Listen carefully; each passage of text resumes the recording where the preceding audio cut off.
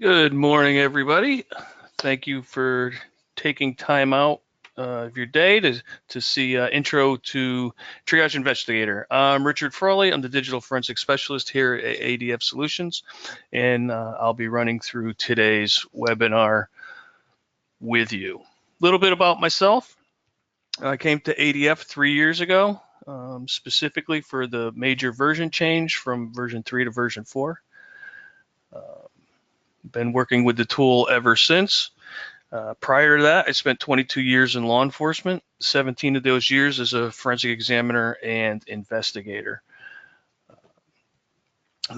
Done a lot of triage work, done a lot of field work, search warrants, a lot of in-lab work. So hopefully I'm going to take a little bit of that experience and put it into the tool and show you how this tool can work today. First, a little bit about ADF. So as a company, ADF has been around for over 10 years, and our technological foundation is rooted in forensic triage. Our early years were spent creating software specifically for image identification and analysis for child exploitation, and government agencies and law enforcement being the main drivers, asking for this technology.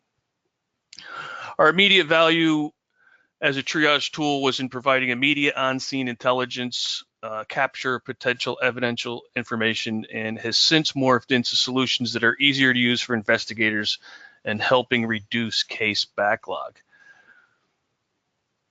What has been transpired over the years has been an evolution of our technology to not merely include support for hundreds of file types and artifacts, but a better way to link all that information quicker than any other solution on the market. The theme has remained consistent in our mission statement: help investigators and examiners get to the relevant information faster. And moving forward, we're committed to incorporating all the relevant operating systems one might need to look at in an investigation, most notably the eventual support, and something we're very excited about for the mobile platforms. So this is our salesy logo bragging slide, if you will, just a small sample the size of our client ecosystem. I believe it tells a powerful story about the types of agencies and organizations that rely on ADF. Not only does it illustrate our global reach, but there are some serious organizations listed here that span across both public and private sectors. So a little bit about how our tool works. So we have a family of tools. Today you're looking at Triage Investigator. We have Triage G2, which is a military version, and we have our Digital Evidence Investigator, which is customizable, very similar to what you're seeing today, but you're going to be able to customize that one, and I will get into how these tools work together. But you have, your drive images, external drives, anything that you need to look at in your lab. And the one way you can use this tool is to connect your devices through that right blocker. And then on your forensic workstation, running ADF forensic software, be able to scan these devices and get what you're looking for. So the other way to use our tool is from that forensic machine, you're going to set up a collection key, which is a USB drive, which is bootable and also runs live on Windows machines. So you would create this collection key and you would go to your target machine, plug in the collection key. As you can see here, it's a silver Samsung 256 gig SSD drive, and the little round dongle is the license. So you would take those two, plug it into your target machine. If it's off, you can boot to this collection key, run our program, and it will scan the computer for you. And if it happens to be up and running and you are in the need of running that scan on a live machine, you can do that as well. You would open up the collection key on the drive, start the program, and do the scan. Just like with any other tool in live, live, you have to, have the need to do that. And just like with any other thing, when you plug something into a live Windows machine, Windows makes changes. And when you execute a program, Windows makes changes. But with our tool, once it's running from that collection key, no other dates, times, metadata is changed at that time. And we will walk through that live step here in a little bit. A little bit about how our triage works. So our tool, if you have a drive, and you set it, you use one of our quick profiles with this tool, you're going to get pictures, videos, related to recent user activity. You're going to get your web browsing activity, all the artifacts you typically want in every case, operating system information, USB history, connection logs, so on and so forth. A lot of other artifacts. And you can set it to do this and process a drive in about 5 minutes. And our profiles that we give you out of the box range from quick, intermediate, and comprehensive. So those comprehensives will work all the way up to that thorough, where you could typically process a drive in about an hour and a half to 3 hours. That's pulling off all the pictures, all the videos, all the documents, linking artifacts, pulling off all the artifacts you really want. And this says 6 hours, but if you add carving of pictures in the unallocated space, for those child exploitation cases where due diligence and you don't want to put a victim on the shelf, you're going to add a few more hours for the carving. But typically, think of this being set to a fast triage, low-hanging fruit in 5 minutes, up through a comprehensive everything from everywhere in about 3 or so hours. We have flexible licensing. So what that means is, I was explaining before, there's that little round license key, the authentication key. So if you were on scene and you had numerous devices to scan, such as laptops, desktop computers, so on and so forth, you can plug in all the collection keys. Those are those little Samsung keys into each computer, get it all started to where a scan is going to start, and then you plug in the authentication key. Once the scan starts, you could pull that authentication key back out, move on to the next computer, and do that. There's no limit to how many. You could bring out as many collection keys as you want, and you could be running all these scans at the same time with one license. So big time saver, cuts back on the backlog, lets you decide on scene whether something needs to come back to the lab or not, especially when you're going in and dealing with some of these people, if you're in law enforcement, that the family didn't know what he was up to or doing, and now they're caught up and their computers get caught up, work computers, school computers. So you'd be able to scan those and say, yeah, we're not going to take these, we're going to leave these behind. Cuts out the backlog in the lab and helps you out that way. So we're going to go through the tool today, but for right now, if this is something that you're looking for, we do offer a free 30-day trial. You just have to go to www.tryadf.com. Again, I'm Rich Frawley, forensic specialist here, and I'll be going through the web demo right here. First, what I'm going to do is throw out a poll here for you. All right, just try to get an idea of who's out there while I switch screens.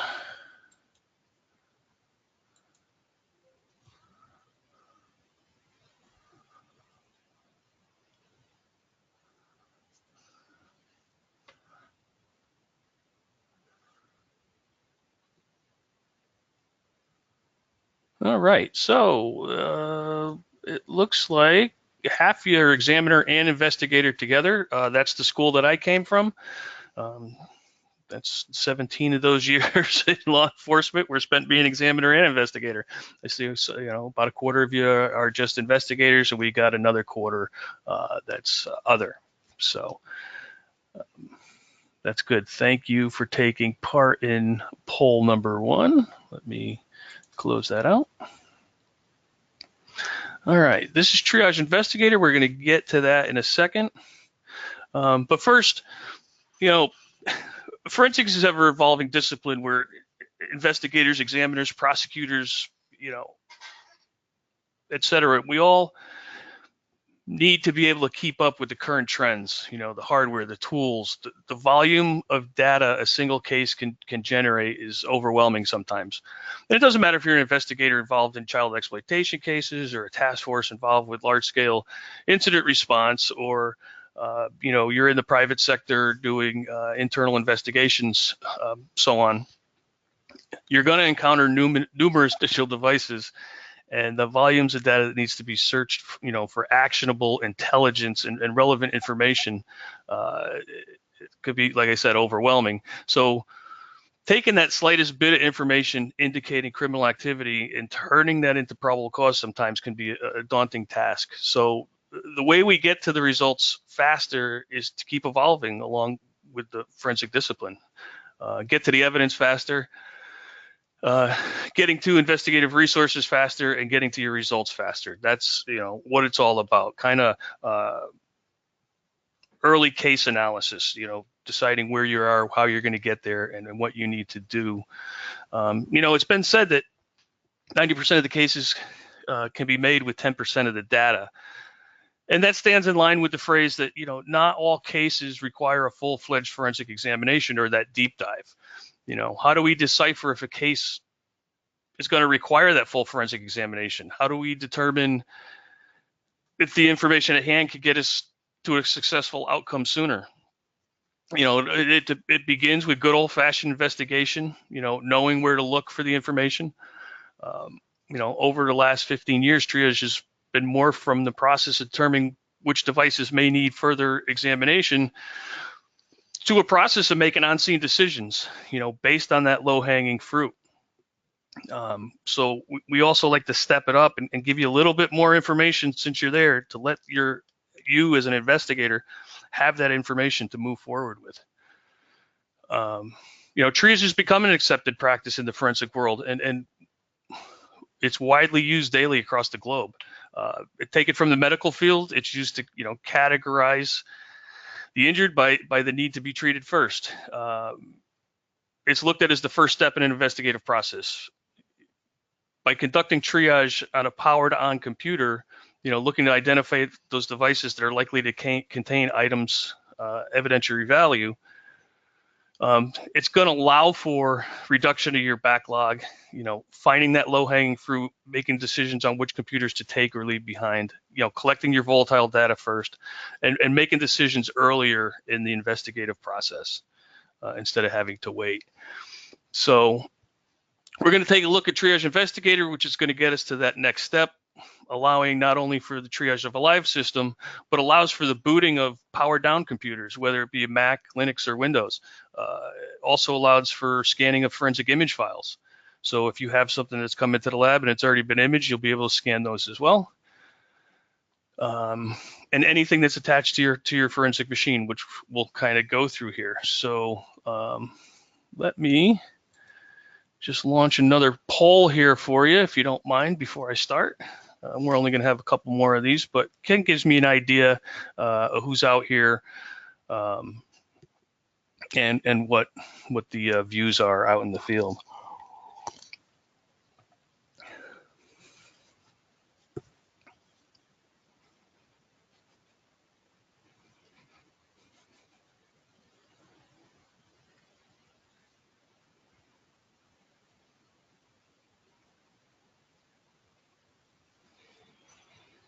All right. So with that poll, we're looking at about 70-30, 75-25 split on that it is an accepted practice in the field, and that stands true with some of the webinars that I've been doing on whether it's been accepted, and it is true. Like, everybody has their policies and procedures, so that is first and foremost and upfront in anything you do and any decisions that you make. So thank you for taking that one. And let's move in and kind of take a look here at Triage Investigator. So this is the tool. It is a user-friendly tool that is made to be put in the investigator's hand. It's a step-by-step tool. We're going to walk through it and show you just how simple it is to use. But you can see here, when you open this up on your forensic machine, you have the ability to scan devices and image files, anything attached to your computer and any image files you may have already. You can prepare that collection key. We're going to take a walk through that. That's preparing that key to go out into the field and either do boot scans or live scans. And boot scans become, really important with those closed architecture type computers, where getting that hard drive out of the tool may not be feasible. Reviewing your results, settings, and the user guide that comes with it here. Just a quick step into the settings here and a couple things you can do. When you have the tool and you open it up, on top is your license information. So if there's ever a support issue or we're going to talk on the phone, this is where you would get your license information. We have 10 tag levels, so 0 through 9. If you are doing child exploitation cases and following the Project Vic type hash sets, you would be able to categorize over here by those. And these are, you can change the name in here and have it be global. So instead of level 1, you could put child abuse material. 2 could be child exploitation material. 3 could be, cartoon, anime, so on and so forth. But you can name these whatever you want if you wanted to do it on a global level. And then your data paths, very simple here. Also, these tags can be changed within when you're reviewing your results, and I'll show that to you as well. So let me just start here with scanning devices and images. So when you go into this and you want to do a scan of something, now we're on our forensic machine. You choose here what you're going to scan. So if I had an external hard drive that I wanted to scan, I would select that.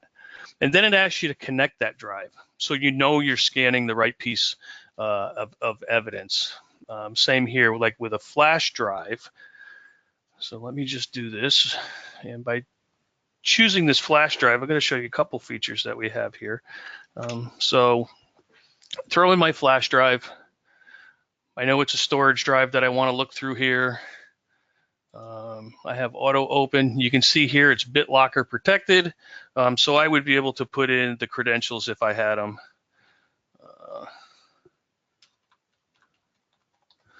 And if I have those credentials, I can enter them.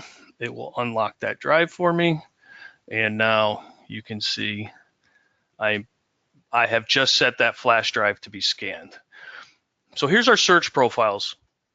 What a search profile is, it's a combination of those artifact captures and file captures. So artifact captures are what's going to go in and parse out your peer-to-peer information, your USB history, your connection logs, your web browsing, your downloads, your search terms, so on and so forth. And then there's file captures. That's what's going to go in and pick out files either based on keywords, hashes, or file properties. So, I'm looking for all multimedia, I'm looking for all videos, I'm looking for all documents type. You can see here we have one up top that's quick. It's for saved credentials. It's a profile that's all it does on a live machine. It goes in and pulls out the username and passwords from the web browsers. A great tool for, when you're going back and you're the investigator and you need information in your hands to continue your case, for preservation orders and search warrants and so on and so forth. Great information to grab there. We have our quick. So the IPOC is your indecent pictures of children type investigation. So your child exploitation cases. Quick general profiling, it's the same profile. It just takes those indecent pictures of children, keywords and hashes. Well, in quick, we don't have the hashes. Takes the keywords out of it. We'll go in and collect any iOS backups specifically with this one. And then we move up to intermediate. So let me just go back to quick. Quick is targeting just the user profiles, and it's based on low-hanging fruit, artifacts and keyword searches. Intermediate, it's still targeted at just the user profiles because you want this to run fast. It's typically where your evidence is going to be. We're trying to get to that 10% of the data that we're looking for as fast as we can. So again, we have it in indecent pictures of children, general profiling, and then we have one that just parses out the email for you. You can see I have one custom one in here. I will show you a little bit later how we can get that in there for you, how you can make the tool a little bit more expansive than it is. And then we have our comprehensive. This is the everything from everywhere I was telling you about. Indecent pictures of children, again, general profiling, and then we have just one that will do just carving from free space. Speed optimized. So what that means is with the comprehensive general profiling in IPOC that's not speed optimized, it does a full file header analysis on every file on that computer before it determines what it is and collects it. The speed optimized, so if it comes across a file that does not have a file extension, it will identify it by file header analysis. Otherwise, it does identification by file extension. So we call that the speed optimized. You're still getting through fast, but you are able to identify a lot more files that are in caches and so on, so forth. So that's kind of the breakdown of the search profiles that are in here. So I've selected my storage drive, and I know I want to collect the pictures and documents off of that. So what I'm going to do is I'm going to run a comprehensive here just to show you how this works. I'm going to choose that comprehensive profile. And now it says, okay, you're going to scan this flash drive. Here's the information on it, 7 gigs. I'm using the comprehensive scan because that's really going to pull all the pictures and videos for me. And then it gives you a default name, the flash drive, and the date and time. Once that's all done, so you can see it's very simple. Pick what you want, pick the profile you want, and then we're going to hit scan. What's going to show up here on the bottom is the profiles or the artifact captures that would have run if it was against the system drive. And now you can see down here that it's pulling those pictures with the thorough identification by file headers. So you can see the pictures running across the top, so you're getting a good idea of what you're pulling off of that drive. In a live scan mode, or even in the lab, you're running this in the lab, somebody comes in behind you, you don't want them seeing the pictures that are going across, you can hide that pane. There's no need for, you wouldn't have to put a screensaver up or anything, we can hide that for you. But you can see here that it's collecting all those pictures. I can go in and view my results as it's scanning, so there's no need to wait for the scan to finish. I can pause it, and just hold on 1 second here. There we go. Sorry, I had to hide my toolbar. So once it's done collecting these pictures here, then it'll move on to videos, and then it'll move on to Office documents as well. Just to give you an idea how the tool runs, I can stop the scan. Everything that has been collected up to this point is collected. I don't have to wait for it to finish if I saw what I wanted. So if I was doing a triage on this drive just to see, what was on it, I say, oh, yeah, I've got what I want. I'm going to stop the scan. And then I can go back here, back out. And if I go into review scan results, you can see there's my flash drive that I ran. I can come into the results. And you can see in the statistics here, I let that run for 1 minute and 20 seconds. I interrupted it, and it collected the 362 files that were on there already. And one of the other things, the first thing our tool does when you run it is it makes a complete listing of every file and folder that was on that flash drive. So you have that regardless of whether it was being collected or not. So you would be able to come in here and look at all the files that were on there. So there's 1,008 files showing up here, or records that are on this drive. And I would be able to print that out in CSV and go through it, or filter it and search it here through the tool as well. So that's just a quick idea on how you could use it in the lab. Again, scan devices and images, pick what you are looking at. There's drive images if I want to bring in an EL1 or a DD. If I want to point it to a folder that contains evidence, flash drives, external drives, memory card, so on and so forth. Preparing the collection key. So the way that works, when you buy the tool, you have a 256 gig Samsung T3 that comes with the program to use as that collection drive. You can use any USB device you want. Like I said, you could bring as many out into the field as you want.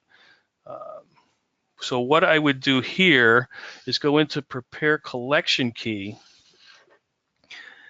and I would pick those profiles that I wanted to take out into the field with me. So, you know, if I wanted a quick and an intermediate, so maybe I was going to run the intermediate on the suspect's computer, and then maybe the quick to eliminate, you know, the kid's computers or the wife or spouse's computer, if you will, or any other family member. I would pick those that I wanted to take out with me. I would hit next, and then I would plug in that USB device that I want to bring out into the field.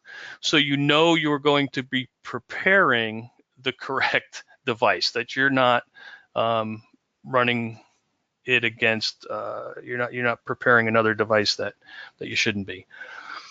Once I plug in that device, it starts preparing it. You can see it here. This is a 128 gig SSD drive that I'm using here today. What it does is it prepares the boot partition. So if you are going to boot a computer, it prepares the live partition. So if you're going to run it live, it has all the files on there to run the program as well. And then it moves over those profiles for you to use. And now I can, like I said, go back and plug in as many of these as I want and prepare as many as I want to take out into the field. Once it's done, you can see here, it gives me my next steps. It's telling me, okay, first thing you got to do is disconnect the key from your computer. It's ready to go. For a boot scan, this is what you got to do. You got to connect it to your target. If you're going to use the boot CD, in case, you know, make sure you don't boot into the operating system, change your firmware settings if needed, and then let the target computer reboot to the collection key or the CD. For a live scan, connect it, open it, and start the application by double-clicking on start.bat, which we're going to do. So it kind of gives you the next steps here to start. So we're actually going to do that here now. I'm going to shut this down. And if you'll all take a little trip with me here, we're going on out and scene, and I'm going to plug that USB device into the suspect computer.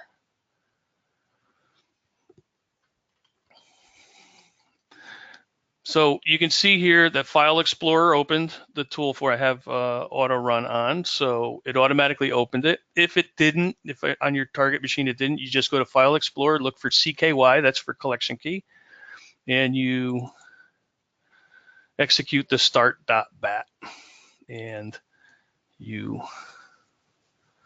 allow this to start here. So now you can see that the program is up and running. It's locked to the screen. They can't get to the toolbar. They can't get to the start menu. And the first option you have here is to create your RAM dump. So this is where you're going to collect your RAM if you want. Suggested if you're on a live machine. You could image, and you can go into scan computer. So first you would collect your RAM dump. That gets saved off to the collection key. Next step, scan computer. And again, this is very, you come in here, here's everything that's attached to the suspect's computer. So you can see there's 4 physical drives and a lot of partitions. So you can pick and choose. You're not forced to scan everything. So if you saw, a specific partition that you wanted to run to scan against, you can select that. And then you can pick that profile that you want to run against it. You can change the name over here, similar to when you were using it on the forensic machine, and then you would hit scan.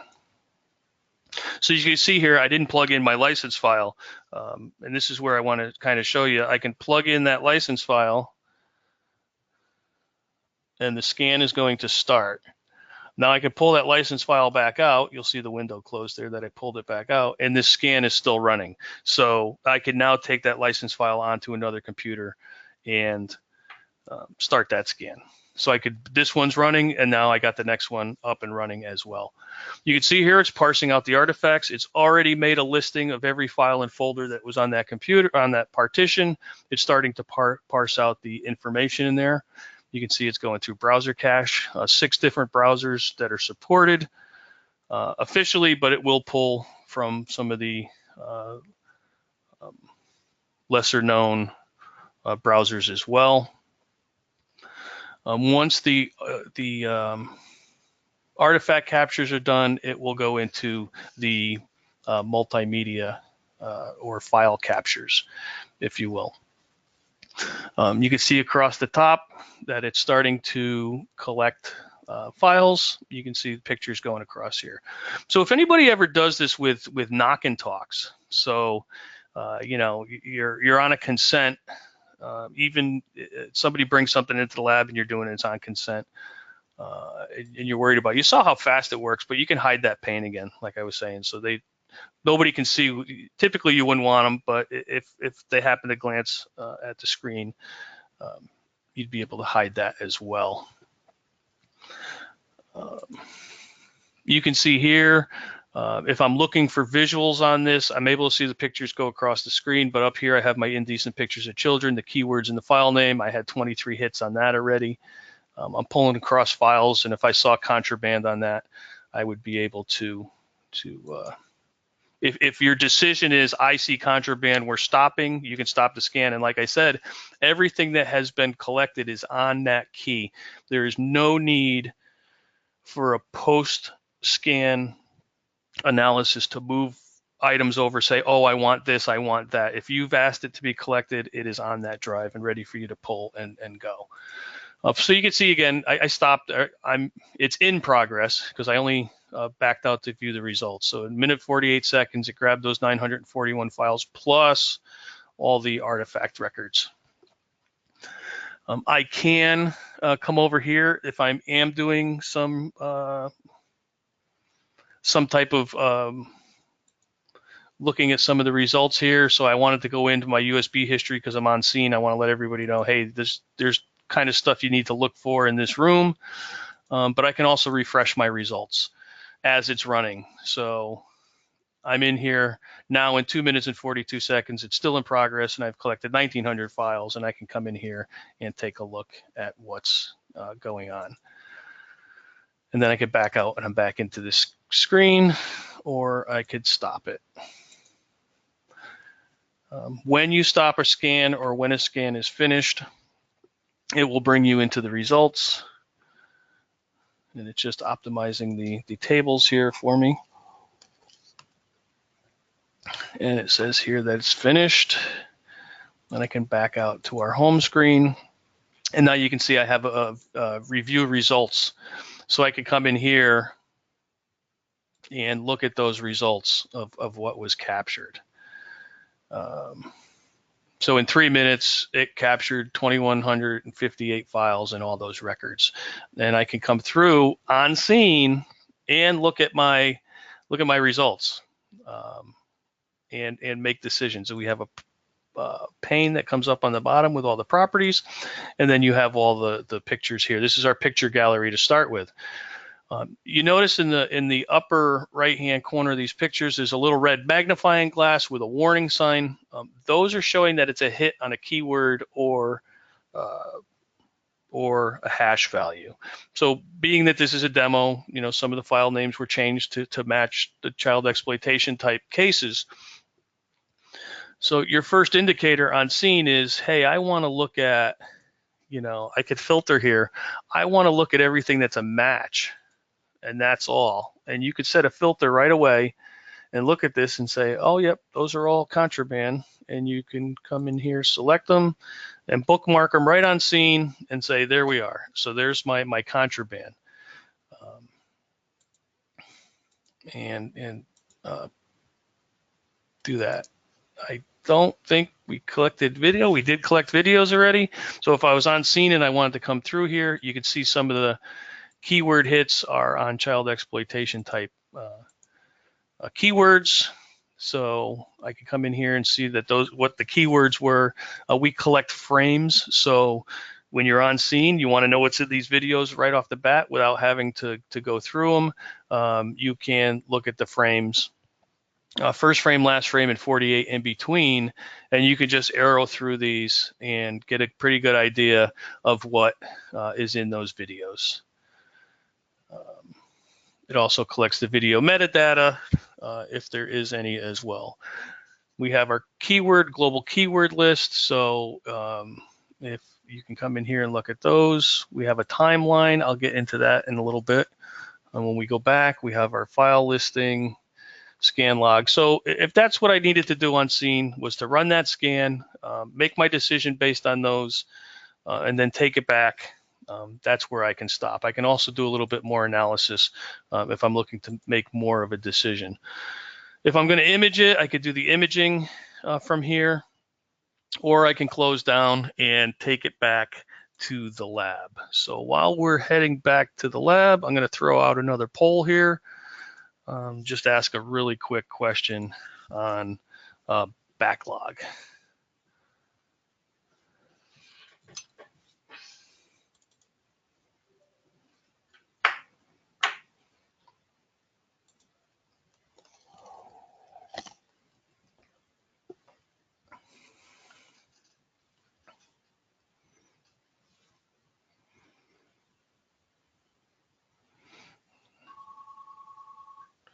All right, so it looks like with about half of you voting, or a little more than that, that there's 60%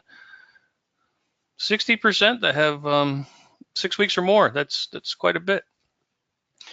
And I remember having the same issues that, one time when I first started doing this, I had 6-month backlog, but that was better than the other lab in the state that had, 18-month backlog. So using a tool like this would be able to let you filter out a lot of that, what needs to be looked at or solved. Like I said, get to that information earlier, or maybe pass along some of this information to your investigators.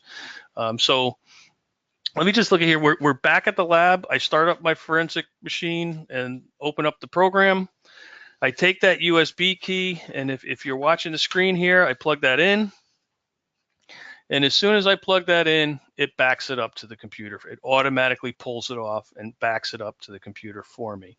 So now I can go into my review results, and you can see I have some earlier ones that were already backed up, and this is the one we just did out in the field. If that's the one I stopped, and I can come in here, I go back, you can see the pictures, the filters are in place, the tags are in place, nothing's changed. If this is what I made my decision on, and I want to report, so I'm back in the lab for a couple minutes here, I can go into reporting, and I'll be able to create an HTML, a PDF, a CSV. If I do some more analysis, I could take everything that's on here and export it to VIX data, or I could put it in a standalone viewer. In this case, you're most likely looking at your HTML report. And it's pretty much built for you here. Everything you've tagged is automatically in the report. But when you want to add your summary, that first page, you just need to click here and it's part of your report. If I want my operating system information and my USB history in there, I just need to click it, and now that's part of my report. With any of the captures that we ran, you just need to select it and it becomes part of your report. So you can see you went out on scene, in a couple of minutes you scanned it, you made your decision, came back, you printed out a report, and now you are up to the minute with what you've done on this case. You are ready to move on to the next, okay, this computer now needs to go for this, or I'm going to do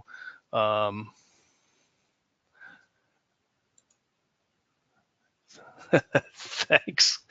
I need to look at the questions. I am very sorry about that. I left the polls up.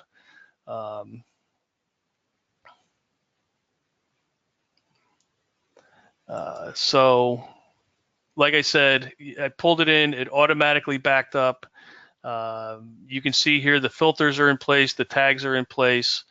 I was talking about going into reporting. The pictures are automatically tagged here and in my report, and I can also select some of the other fields to place in that report as well. Let me back out of this. So like I said, it gives you that up to the minute, here's I am, here's why I made my decisions. Let me go into something that I ran, a little earlier. So you didn't have to sit here for the amount of time it took to run this scan. Okay, so you can see here, this was a little more of a scan. It was that same canine. It was run in 4 minutes and 36 seconds, and I collected 6,400 files and all those artifacts again. So I'm going to show you how you can kind of quickly go through some of this. So since I've had those polls up, there's one I kind of want to get to next. Run this real quick. And I promise I will get this one off the screen as soon as it's done. So as an investigator, I like to have more data up front to continue my investigation, and that's while the computer moves to the lane it needs to be in, while it waits for that forensic examination. If you're doing these, you're going out on scene and you're gathering some information, instead of just stopping it at a minute with one or two pieces of contraband, you let it run a little bit longer, like 4 minutes, and have that information in your hand. And it looks good. It looks like just about all of you, well, it is 100%. Everybody wants more information to continue that investigation while that computer moves up, especially with those with backlogs. You're talking 6 weeks or more before you get information back sometimes. So here it is. You in 4 minutes, I was able to grab 6,600 files or 6,400 files. And I'll show you pretty much how you can go through this. Now, the first thing I can do, if I've done this scan for somebody else, or I went out as an investigator myself, I'm not going to be able to sit at this forensic machine. So I can come into reporting and put this out to a standalone viewer. So it's the entire results of the scan in the analysis portion of the tool, put out into a folder so you can save it onto a USB device and bring it over to another computer and go through it. It does not require a license. So it allows you to go through, do filtering, sorting, tagging, reporting. You could report everything except another standalone viewer. So now you have this information in front of you to continue on with your case. Give you a little bit of the analysis portion of the tool. You can see here that this was a profile that I brought in, and matter of fact, I'm going to run my last poll before I show the next feature here. So as an examiner, right, you like to have control of an on-scene investigation. That's important to you.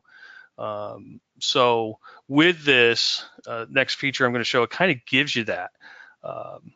It gives you that ability to put the tool in an investigator's hand and get exactly what you want.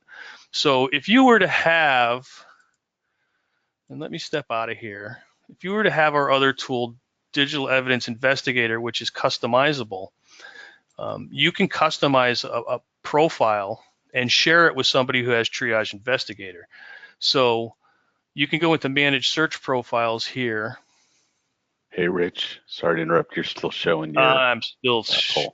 Thank you. I'll learn. So I can come into my settings and manage my search profiles and import one that was made in Digital Evidence Investigator. So if you as an examiner put together a profile to run in a fraud, you could bring in your unique keywords, you could bring in your unique hash sets, you could bring in Project Vic hashes, and create a profile and share it with somebody here. And then they could take it, and import that into here. And now I've just brought in my custom demo fraud here that now I'm able to run and put on a collection key in this tool. And that's what I did with this. The results we're going through here, because I kind of showed you the quick low-hanging fruit, but getting that more information, if I go into this K9, it was a live scan.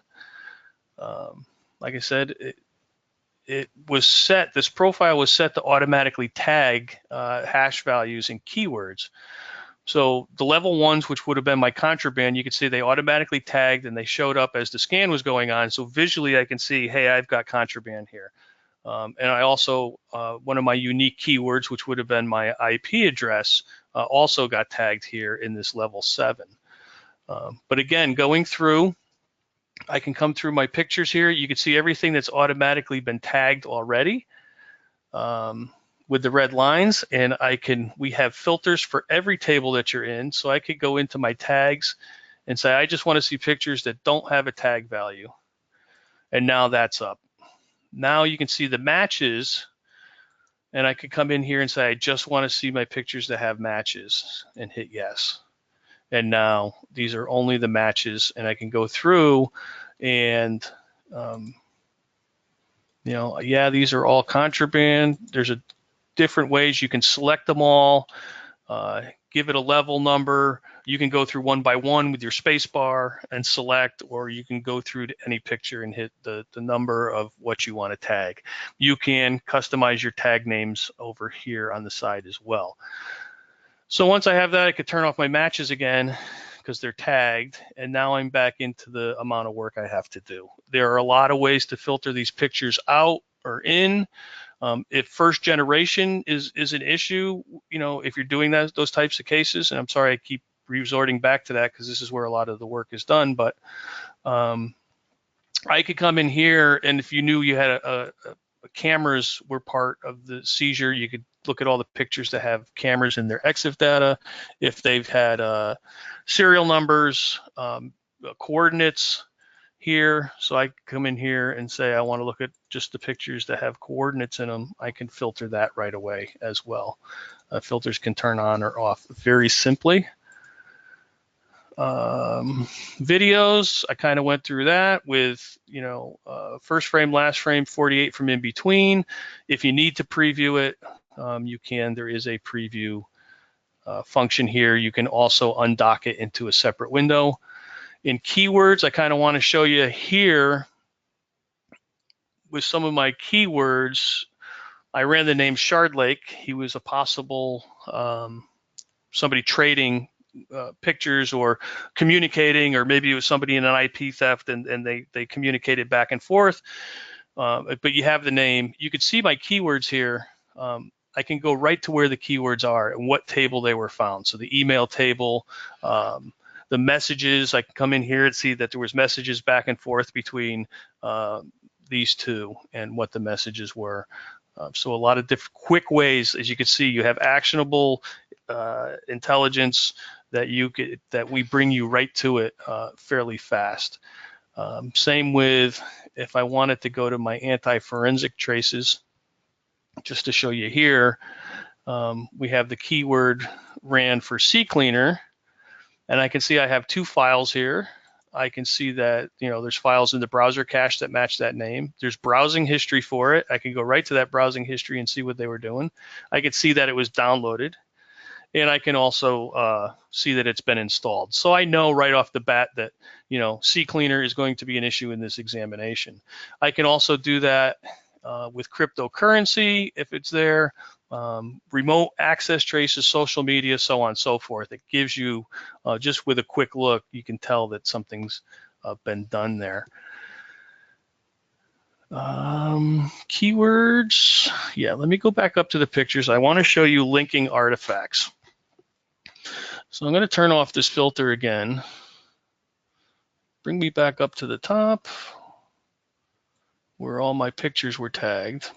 So what we do is we link artifacts in the background while the scan is being done. So if this picture up here, the bulldog, was a item of evidence, and it could be a picture, it could be a PDF that was stolen. It could be a document that was shared that's important. Whatever it was, we link the artifacts. So you can see here that this picture came in through a download, and we hyperlink that right to the download record. We could take it to the path and see what else is in the file or in the folder with that picture as well. And we do have a timeline. So I could take it by the last written date to our timeline, and it shows me exactly what was going on at the last written point of that picture. So I can go up and down on the timeline and see here's where the download was completed, here's where it was started, here's the URL where the picture was found on the web and then downloaded. And in this view, again, in any table you're in, there are a lot of different ways to filter. So I could build a timeline based on all sorts of activities. If you're looking to put, emails in with messaging, in with USB history, to try to tell a story, you can come in here and do it, a lot of different ways. And again, once you go through all this, let me go into the web browsing just to show you again in the browsing history. So it's parsed out all the browsing history here, and I can go into my filter again, and I can do it by typed URLs, status, URL type. I can do it by source. What browser do I want to look at? Or matches. Again, I want to just see the ones that have my keyword matches to help me put together what's in there and what they were doing. So a lot of different ways to go through and put your case together. Like I said, a couple extra minutes, a lot of extra data. You're in a standalone viewer. You're able to put your case together, do your search warrants, do your preservation orders, and move on while that computer goes up for its next step, if you will. A lot of times you can take this information out in certain types of cases. You put your case together, you do your arrest warrant, it goes through, it gets pled out. That computer now can be taken out of that forensic line, again, saving in that backlog. So that's Triage Investigator in kind of a nutshell. Very fast. If you have any questions, please type those in. I apologize for leaving up the polls. I can say that is the first time I've done that, and I apologize. I got to make that screen a little bigger for me. Brett, do you have? Thanks, Rich. No, really appreciate it. We'll give a couple minutes for, you have a question in here. Can you show me how to upload new hash sets? Yeah, so with the hash sets, you would need our Digital Evidence Investigator tool. And we will probably be running another webinar on that. And I believe we will have some videos up soon on our site on how to bring those in as well. But it can be created in Digital Evidence Investigator and then imported here into the tool by going into the settings, managing your profiles, and importing that profile that was made in Digital Evidence Investigator. There is a handout up on your dashboard that has the features, a PDF there that has the features of Triage Investigator. And if you go to adfsolutions.com, you could look at the other programs as well.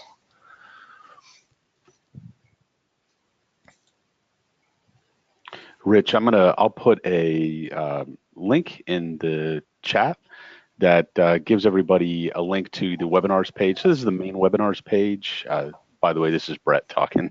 Nice to meet everybody. You can visit the ADF Solutions /webinars page, and we have recordings there of intro to Digital Evidence Investigator. You can also, under our products section of our page, visit the DEI page, which has additional specifications and everything. And we're happy to schedule one-on-one meetings with anybody if you have specific questions or want to see a demo of DEI. Yeah, that's it. And with the tryadf.com, with the 30 days, it's 100% fully functional, 100% support with it, and you can have one-on-one time on actually walking through the tool a little slower in a step-by-step basis to get you going on your evaluation of the tool. So with that, I don't see any more questions up there, so I'm going to say thank you. Again, I apologize for leaving the polls up like that. Not something I normally do, but thank you for being patient with me. Thanks, Rich. Appreciate it. Thanks. And feel free to reach back out to us via the website. We'll be happy to go deeper or do a one-on-one demo with you or your team. Thank you, everybody. Thanks, Rich.